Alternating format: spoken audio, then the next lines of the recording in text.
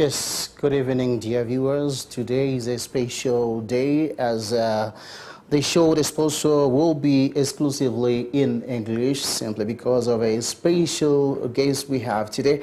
For those who saw our media platforms today, we have a guest, and that is Mr. Joseph Nachi. This man is one of sports well-known people in Africa. He's actually here in Rwanda for a wonderful purpose, and I will be introducing him to you shortly. But before I introduce him to you, I will just let you know that we have some sports update here on the local scene, Africa, and on the international scene that we will go through briefly. And then shortly after that, we'll be coming exactly to our topic of today, which is, can soccer be a life-changing pillar? That's what we'll be discussing with Mr. Joseph. Before we go any further, I would like to give him a warm welcome to Isango Style Studio. Mr. Joseph, you're welcome. Thank you very much. My name is Joseph Nachi, and I'm the owner and founder of Josepha Limited, based in both Rwanda and Norway. And at the moment, we are known for using sports as an educational tool to improve the life of communities, individuals, as well as football development at a global scale. Yes, it's exactly suits to the topic that we'll be discussing about, if really soccer can be a life-changing pillar. And the way we're going to do that, we'll go into details shortly after the commercial break. The technician can take us through the commercial break, and then after that, we'll come back and discuss a little bit about the fixtures of the league that will be going on tomorrow, and then we go through the African Cup of Nations, where the Nigerian team qualified by beating Uganda 1-0, and then after that we'll discuss a little bit about the El Clasico, where Barcelona got a narrow win 1-0 against the arch rivals Real Madrid. Let's go through the commercial break, and we'll be back shortly after that.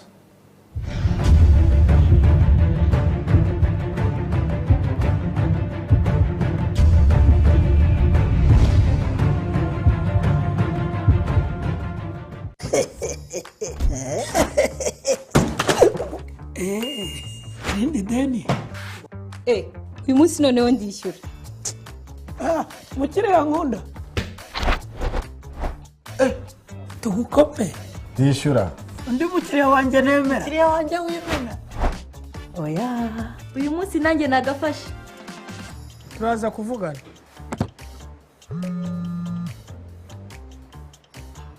Izirwa na MTN. Ndatsinze.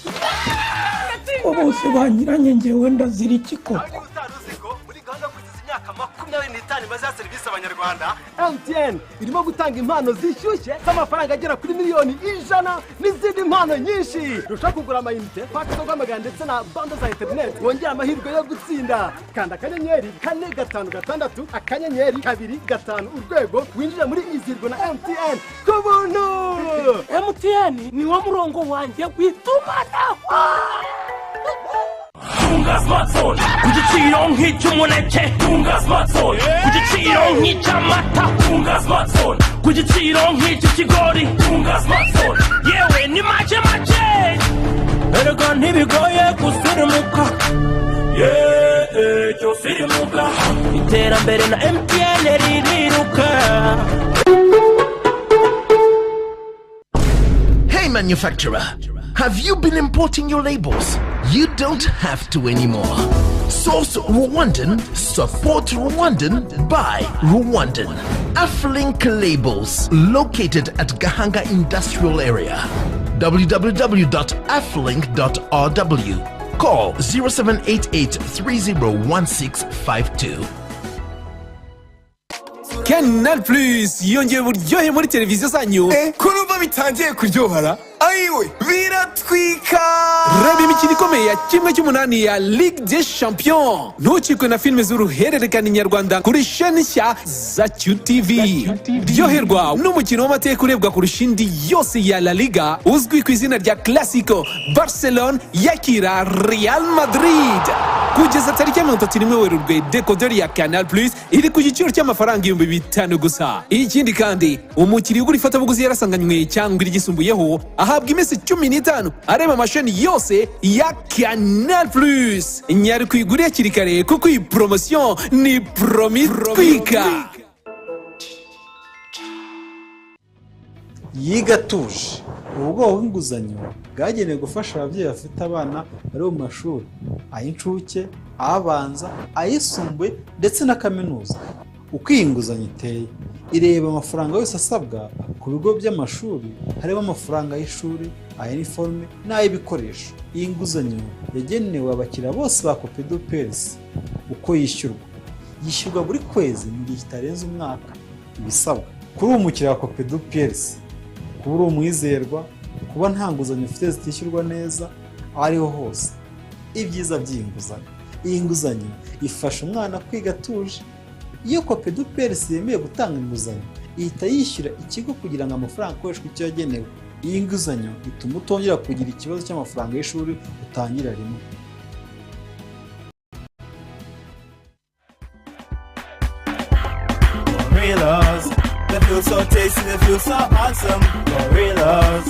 Abana mbazanira iki? Irira Gorilos. Utekereza ko watwaye Gorilos ugiye ku ishuri tukagenza? Njye nkunda Gorilos ihumuramo inyama. Njye nkunda Gorilos ihumuramo foromaje. Njye nkunda Gorilos ihumuramo Gorilla style. It's Gorilla style. Ngaho rero sibwo abana bamenye ibanga Gorilos ifasha umwana kwirirwa na kuraje ku ishuri, kuko Gorilos zikorwa mu byo kurya bifasha umwana gukura no gutekereza neza. Bariza Gorilos muri supermarket ikwegereye. Canal Plus yongeye uburyohe muri televiziyo zanyu. Kuruva bitangiye kuryohara. Ayiwe biratwika. Reba imikino ikomeye ya kimwe cy'umunani ya Ligue des Champions. Ntukikwe na filime z'uruhererekane nyarwanda kuri sheni nshya za QTV. Ryoherwa n'umukino w'amateka urebwa kurusha indi yose ya La Liga uzwi ku izina rya Clasico. Barcelona yakira Real Madrid. Kugeza tariki ya 31 Werurwe, decoder ya Canal Plus iri ku giciro cy'amafaranga 5,000 gusa. Ikindi kandi umukiriya ugura ifatabuguzi yarasanganywe cyangwa igisumbuyeho ahabwa iminsi 15 areba amasheni.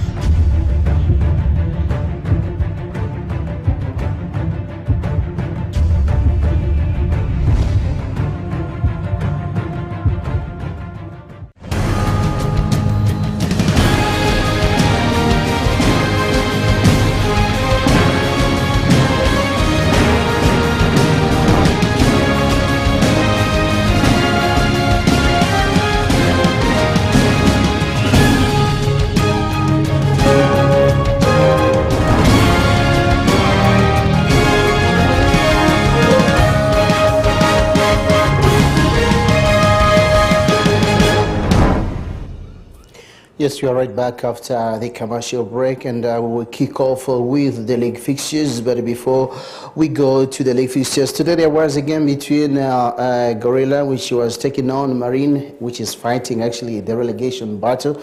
And unfortunately, Gorilla has won the game with the 2-1. That means Marine is still struggling to find a relegation battle among other teams like Guamagana City, together with the Espoir. The three teams actually fighting the relegation battle in the last 8 games. We'll see who will be actually surviving the battle. We continue with the teams that will be playing tomorrow. Actually, there's Police will be playing against Kyovu. This is one of the biggest games of the weekend. Police has actually been doing well over the last 3 games. They have been actually winning the last 5 games. They haven't drawn any. They have all the points in the last 5 games. So tomorrow will be another big game. To remind you, the first leg of this fixture, Kyovu won just with 1-0. It was just 1-0 between the two teams. So Kiyovu is one of the teams that actually is struggling or trying to, to win the league after losing the league narrowly last season, just by 1 point. They were beaten by APR, and APR eventually had to clinch the 20th title by getting 66 points, while Kiyovu had only 65, and they lost the league just by 1 point difference. Another game will be Rwanda that will be taking on Sunrise. It's one of the biggest games also, as Rwanda will be fighting the relegation battle. It's the second last on the league table as it stands today, with Sunrise, which has not been consistent over the last 3 games, not really consistent. While APR will also be playing against Rutsiro. Rutsiro is also one of the teams that is fighting the relegation battle. It won't be an easy game for Rutsiro either, as APR is actually running to see if they can clinch the 21st title of the league. Bugesera will be playing against Mukura Victory Sport. The game will start exactly as at 12:30 tomorrow at Bugesera Stadium. While on Sunday we have Rayon Sport, which is the second of the league, one of the biggest clubs in the country. One of the most decorated teams in the country, will be taking on Etense. Remember the first game between the two teams in Rubavu. Etense triumphed with 3-2, and they had actually a very good game. It was an intense game which Rayon Sport had to lose. And another game will be Espoir, which will be hosting AS Kigali. AS Kigali hasn't actually been consistent over the last few games, especially in the second leg of the league. They haven't been consistent, and they have lost a couple of games, which is worrying a few fans that they have. To wind up with the league schedule, we have Gasoji that will be taking on Musanze. The game will be played at Bugesera on Sunday afternoon, exactly at exactly 3 p.m. at Bugesera Stadium. That's what we have on the local scene. Immediately, we are now going to discuss about the topic of today. As I said, we are discussing about if soccer can be one of the challenging pillars of life. Today in the studio, as I introduced before we started the show, we have Mr. Joseph, who is the executive and the founder of GCEF. He will tell us more about that before we go further into the topic. Joseph, the floor is yours. Again, my name is Joseph Nachi, the founder of Josepha. Josepha came on board purely to use sports as a tool, educational tool to promote gender equality, to promote development, to promote peace, as well as to promote, above all, female participation in sports general, especially within cultures that often do not see the involvement of women across the board. At Josepha, we want to make female participation visible, as well as their voice heard, as well as their skill set identified and appreciated for what it is. Well, that's wonderful. Women or girls in general in Africa, I can say they're still marginalized, though there's a little bit of change of mentalities and mindset. I would be interested to know exactly why Rwanda, what actually inspired you to come and, introduce this in Rwanda. What was the driving force behind that, you said, I need to go to Rwanda and introduce this? Okay. The driving force have several components. I will give 2. One being personal, and the second one being intellectual as well as curiosity in order to develop something unique. And when I say personal, given the history of Rwanda and the whole conflict that came out of it and the aftermath of it, it kind of took me back to my own personal experience. And that personal experience in itself, when you lose access to something unique as education, it can have a profound effect on one's upbringing, life views, and everything. And seeing what has happened in this country and me losing my dad at a very young age kind of greatly impacted how I navigated my life throughout. And as a result, Rwanda reminded me of my own story. In the sense that you have a nation that is trying to rebuild after what has happened, which meant resources were not that of abundance. You have a government trying its hardest to develop the best it could, and that often, unfortunately, means the weakest, those with lack of access originally, are further marginalized. And in this sense, when I went to university the first time, heard of the name Rwanda, I was curious.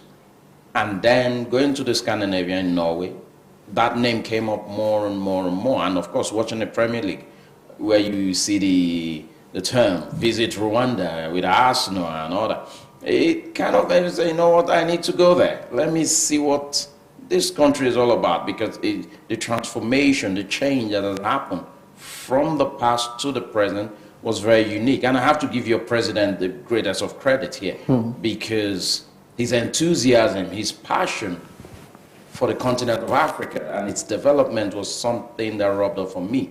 And when I came, did a few studies, went back, I think I got hooked on Rwanda.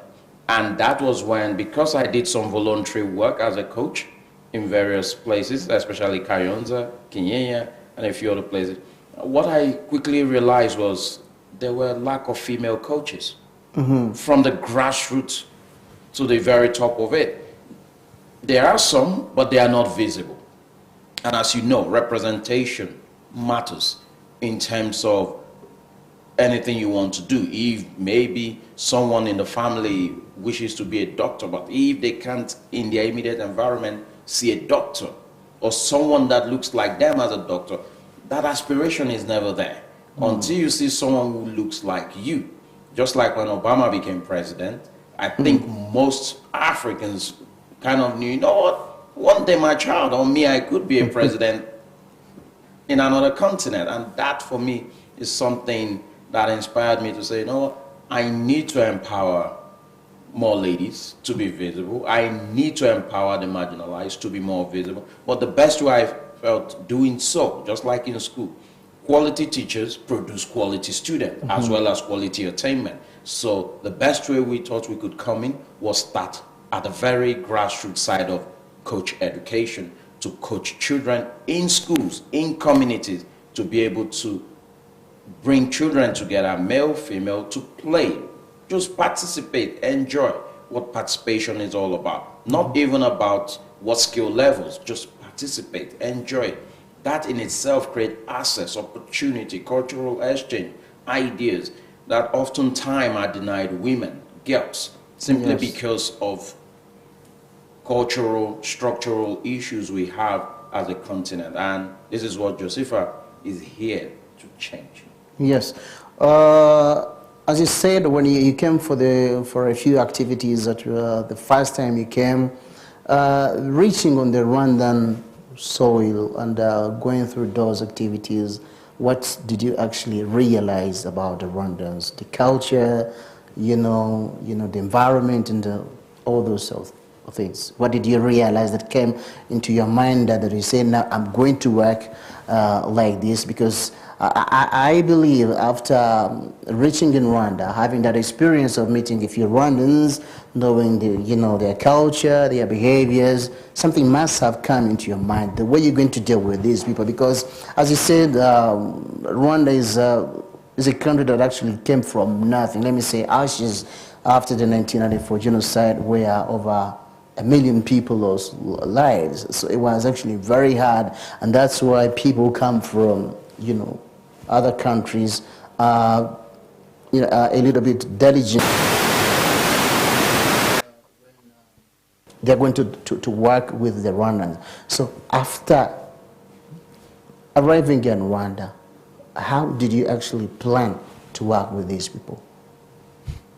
After arriving in Rwanda, my original work was just to collect data, do my field work, and go back and just write my thesis. But I quickly realized from every institution that I met, from the local people that I met, Rwandese as a people are very hospitable, very welcoming, and very open to new knowledge. And one thing of course, I think there's this comedian that says Rwandese talk very, very soft, but when they're on the phone, you can hear them everywhere. They're loud, you know. So in this sense, I would say, when Rwandese are with you one-on-one, they can openly express what it is they desire, what they really, really want. And going around, I quickly understood all Rwandese, the culture just need something injected in it in terms of they want something better, something that they could believe in. At the political level, they have it. Your president has already achieved that. It's just at the footballing level, knowing the power of football across this continent. You cannot, in fact, I remember watching some game, going past where they were watching a game one time. Just because Arsenal scored, even we in England are not as enthusiastic as your Rwandese in terms of Arsenal winning, to be honest with you. But that was what I saw. So in terms of culture, I think your culture is very welcoming. Rwandese culture is very welcoming to new ideas, new innovation, new technology, because it's, I would say, I see Rwanda that is open to leading Africa to a greater height in terms of development. Yes. Among the core values of your organization, you can see that at FIFA, where the sports help promote peace and improve physical and mental health, reinforce positive social skills to shield young people from social and environmental vulnerabilities within communities, owed to personal and daily societal challenges such as school expectations, pressure, drug and substance abuse, high rates of school dropouts and juvenile delinquency. We need more explanation about this so that people who are watching us, the viewers can actually understand this value, what you exactly talking about. Okay. Again, I will go back to my personal experience. One thing football did for me was it gave me a sense of belonging after I lost my dad. It felt I felt alone. Yes, I had relatives, but if you could take your mind back to 20 years, 25 years ago in Africa, you would understand just being a child. Oftentimes, parents see football as one of the dirtiest secrets in terms you don't do it because it doesn't lead you anywhere. But when you have young people just doing nothing, but there are social issues, there are environmental issues, it can create a lot of issues within the young people who have no outlet to express themselves. Football for me gave me that sense, because in football I was able to meet a diverse group of people, my age, some older, some younger, and within that scope, that sense of belonging, and I was doing an activity, which also, as you know, when you do any sports, it boosts your physical competence, just as it boosts your mental health, to kind of face daily life with smile, because everything about sports just kind of supports the social and the physical and the mental and everything about you. And it also contributes to society as well, because once children and youth have something to do, they don't have the time to come create issues in society. And as you know, sports is also a big industry in itself, in which across the world, especially in Europe, South America and North America, sport is used much more. How shall I say? It's used to a greater effect because you'll be surprised. Some of the top football agents we have across the globe are actually women, not men. And oftentimes, of course, people will see the male faces. And today, when you talk about finances in sports, they're often also drawn in by women. But these are women who understand the sports, who studied well, and choose to be either administrators or find their niche within the sport. And in terms of it helping youth, it does help a lot of youth. Not just football, any sports. In any community where there's a lot of sports, I challenge you, go look at it. You will hardly see crime rate rise there.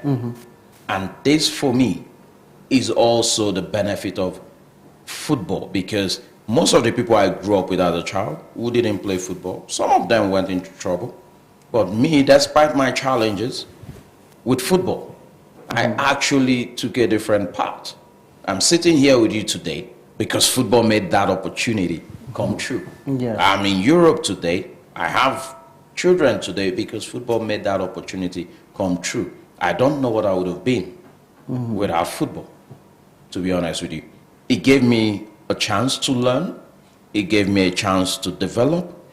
It boosted my mental health, just as it gave me opportunity to pursue different dreams that I had. As you say that football actually played a very significant role that is immensely recognized according to you. I would be curious to know, did you play football at any highest level? People would like to know if Mr. Joseph actually played some football. Yeah, Joseph played some football. In Nigeria, Joseph played with NEPA youth team. And then in Senegal, Joseph played with AS Douanes. It's one of their top division team. And then in Poland, Joseph played with Śląsk Wrocław, which was a third division then, but now is in the Premier Division of Poland. And in England, Joseph played with Luton Town, which is now in the Championship. And after that, Joseph became a football agent, in which I had to travel to make deals for players, both Africans and Europeans. Before I became a coach, surprise, surprise, my son was my first student. And after that, I've gone on now to where I coach different age group from the young to under 19s, and now I also coach girls in the junior category, and the ladies team of my club, present club, actually play in the elite series of Norwegian League, and I'm now tasked to be the academy director of developing both female and male players from the ages of 8 up on the ages of 16. So this for me has shown how far football has taken me, how far sports in general has taken me. Now, has it always been easy? Because I'm sure a lot of African parents will be thinking, oh, but he might have everything all smooth. Not really. As I said again, losing access to education was a very significant thing for me. And then as you know, most parents on the continent oftentimes, if you're not their child or blood relative, it's pretty difficult for them to expand their resources to sport. So you can imagine, I'm sure a lot of parents might have faced this, whose children can play football, where agents will come, hey, pay for your child, we will take your child left, right, center. And I had such opportunities, but as you know, not having someone backing me up financially, resourcefully, I lost a lot of those opportunities. But there was one thing. Did it make me feel sad? Absolutely, because here you watch some of your friends with those resources go abroad, go play their trade, do different things, and me with no one to do such. It felt like I was being left alone. But there's something I always know. As long as you believe something, and this is where Joseph comes in as well, we are bringing that opportunity. Rather than you looking for it, we're bringing it right here in Rwanda to say to these parents, listen, we can scale your child to that point where they don't even have to do too much. All they need to do is dedicate the time, the effort, do the work, we will expose them to the market they themselves are begging for. That market will see them, and not just the markets in the Rwanda's national team will benefit greatly through the programs we're bringing in, because the players of Rwanda, either those who want to take football on a professional level or those who just want to participate, have access, just enjoy it, will see the growth of its skilled players go abroad. And on the girls' side, they will see a lot of them gain scholarship to go abroad, study in some of the top universities where they will play with some of the best female footballers as well. So this is what Josepha is here to do, to make sure parents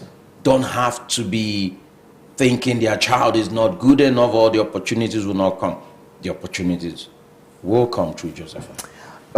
You've just been talking about very important aspects about the parents, especially here in Rwanda or around East Africa. Parents tend to think that, you know, the kids are going to be distracted by playing football, by, you know, engaging themselves in sports. But we have seen that sports can be, can change people's lives, as you said, an example of you and a few more others.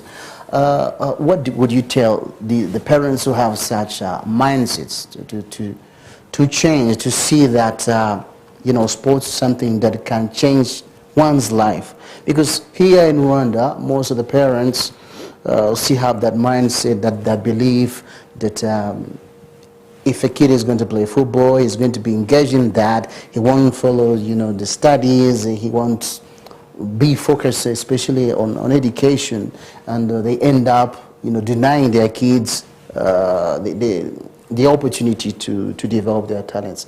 It's something that I want you to talk about and kind of inspire the parents. Let the boys and girls come and, you know, play football, get involved in sports. Yes, I understand that hesitation from parents, but football has gone away from that premise where you have to play it on that scale. Even FIFA these days expect clubs to provide academic opportunity for their players to engage in education while they also play football. Both can coincide together at the same time. What we're simply doing here is, that's why we're coming with mass education approach, whereby all children can participate. Why they participate, remember, Josepha's logic is football or sports in general is used as an educational tool to inspire, to motivate other areas of life, not just football. For those who might participate, football's values come in soft skills a lot. Take, for example, when a child is struggling with mathematics in school, they don't quit doing maths. They keep trying.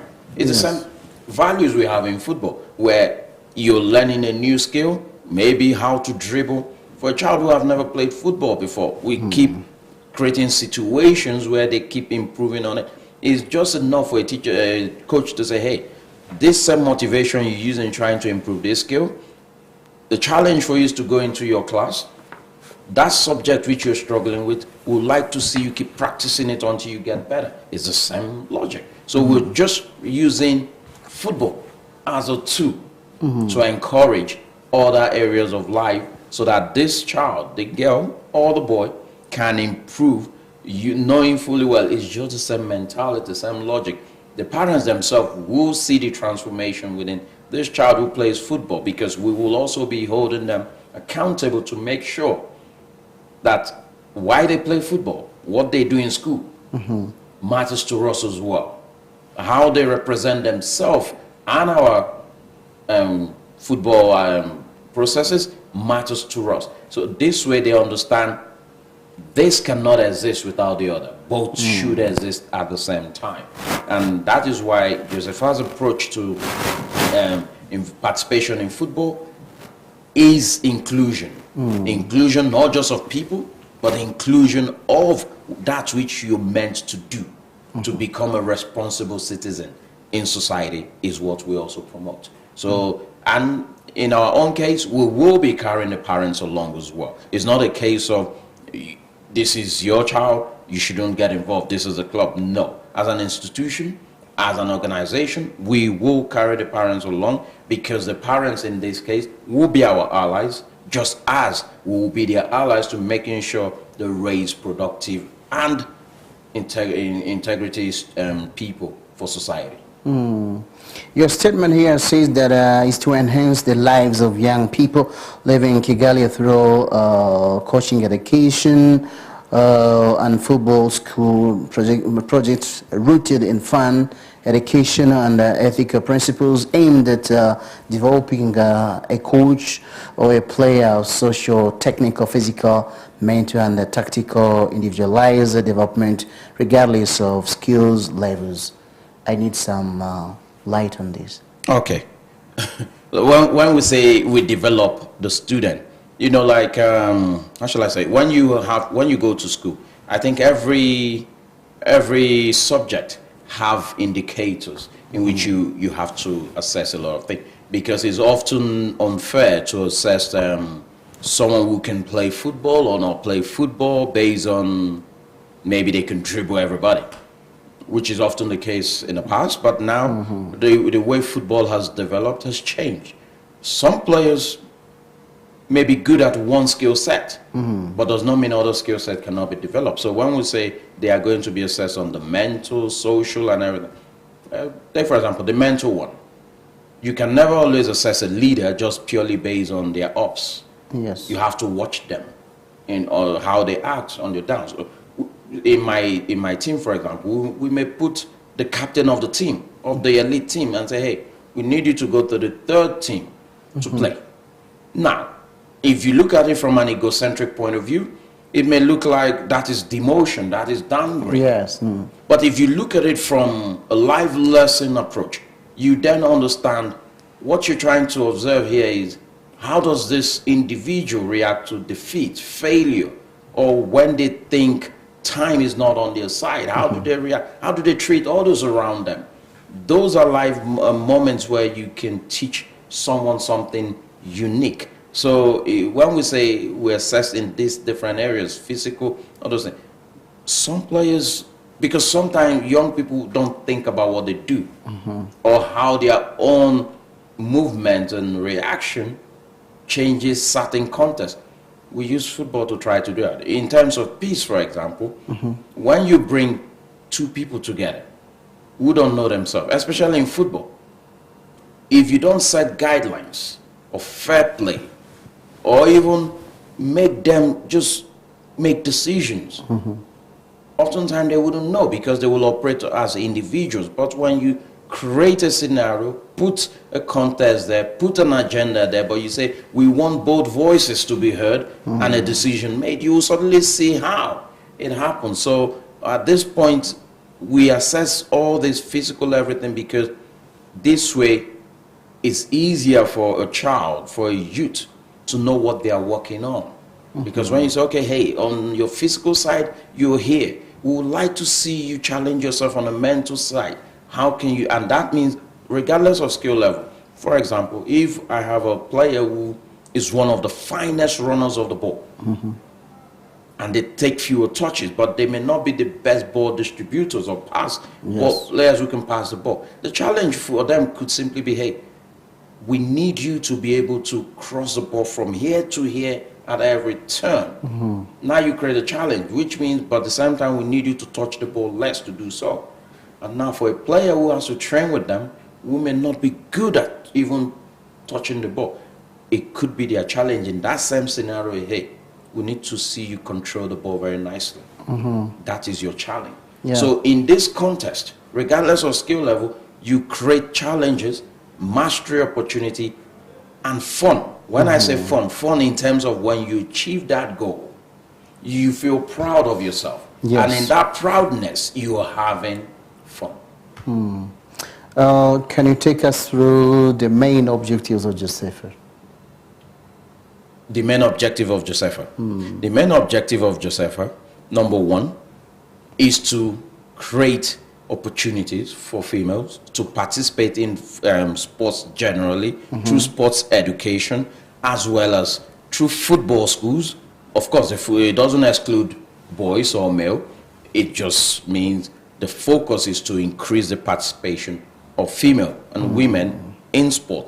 And then we also have in the pipeline football tournament specifically geared for women as well and girls, whereby in the long run we want to bring in tournament into this country where women across the world can participate on a yearly basis as well as boys in this sense. So as well as starting up an academy as well, which is also in the pipeline. But this academy, as I said again, we're not using the strictly talent identification approach. We are using the participatory inclusive approach, but creating a multiple track approach where those that are extremely passionate about the game with all the desired skills will have a track. Those who just want to have fun with the game have a track. Those who just want to be administrative of it have a track. And coaches who want to use it for every other thing have a track with it. Definitely, that comes into my mind that you need to work with the school or federation because that's where you have the kids at your disposal for different categories of a competition. How are you planning to do that? Well, we are already in touch with the federation, and I would say at the moment they are very helpful, as well as the sports ministry. They are very helpful, and we're also in touch with the education ministry, as well as some other organs within it, who I would say have been very helpful. Certain processes are already in place in order for us to achieve all the main objective we came out here to achieve. And as you're aware, we already had a seminar where a lot of coaches turned up, and it was fun. It was also educative. And just from next week, Josepha's team will be out there going to schools, because some of our activities will be in schools, where we actually run sessions with schools and with some of the coaches being educated to gain more experience.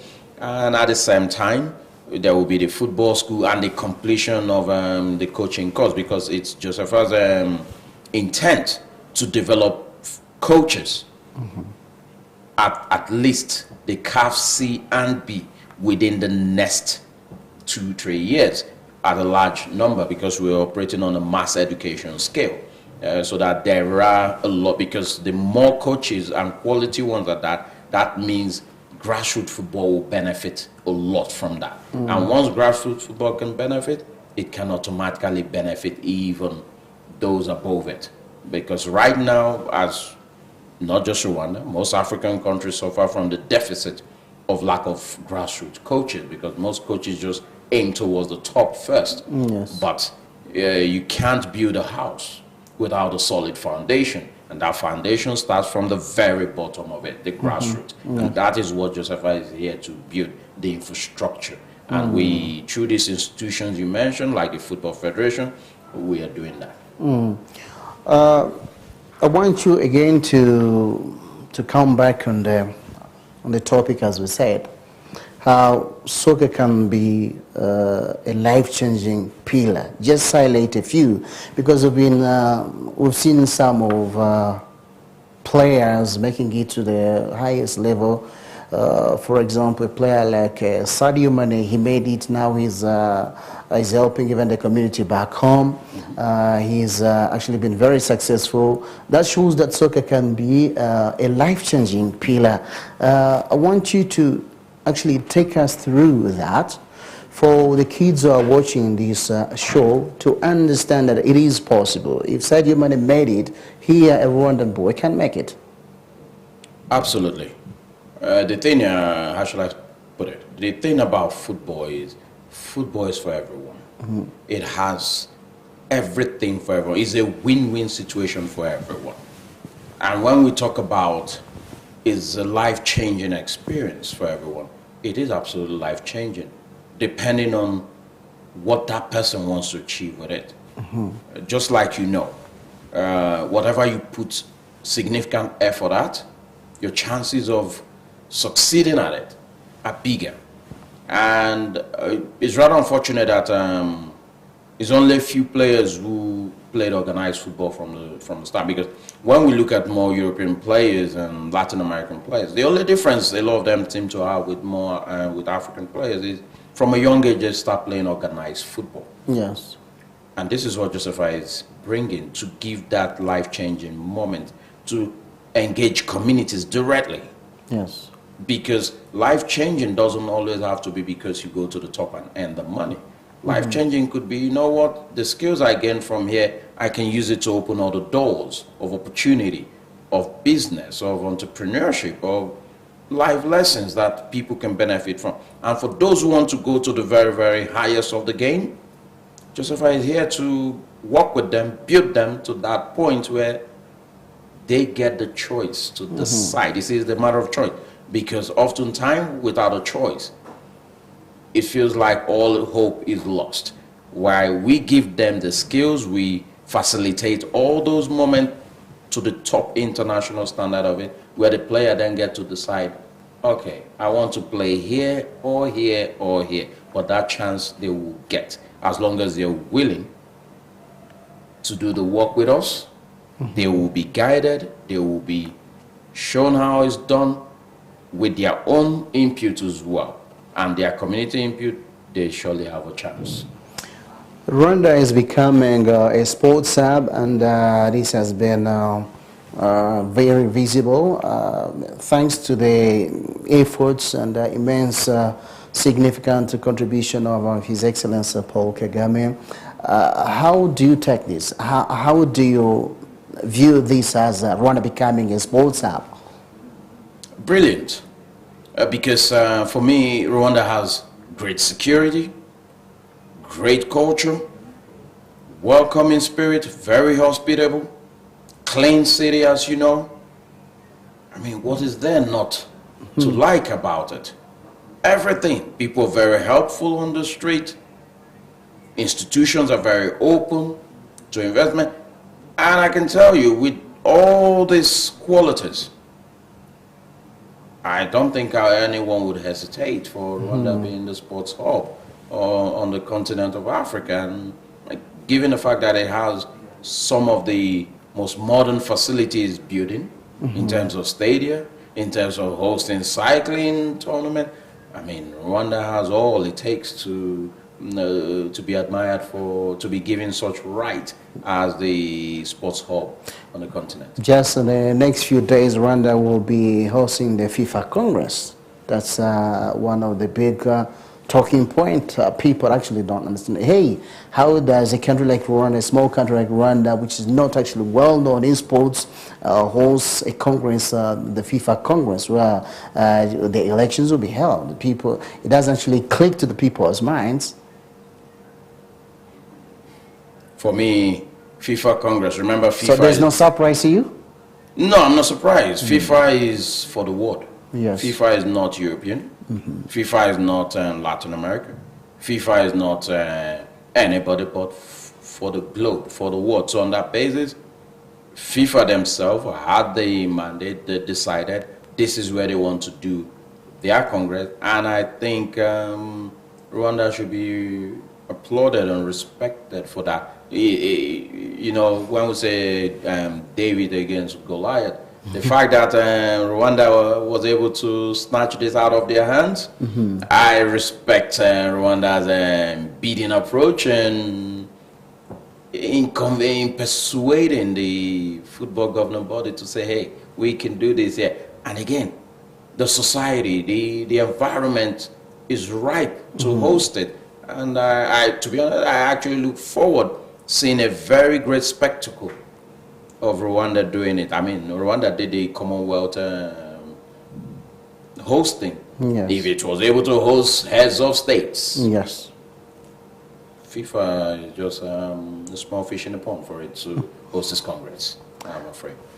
Yes, we are all coming to the end of the sports show, which has actually been exclusive in English, the first one in English. I would like to take the opportunity to say thank you to Mr. Joseph, and I feel welcome any other time you would like to have a platform like this on Isango TV or a radio station. feel welcome. We always welcome people like you with ideas, brilliant ideas like you. We thank you for the significant contribution to the sports here in Rwanda, particularly by bringing, showing the young girls that they are capable, they can do it. I also would like to thank the technical team who have actually helped us to bring this together, for the images you're seeing and the footages you're seeing here. Thank you very much. This is Gakuba Romari of the Jabbar. Have a great night. Thank you.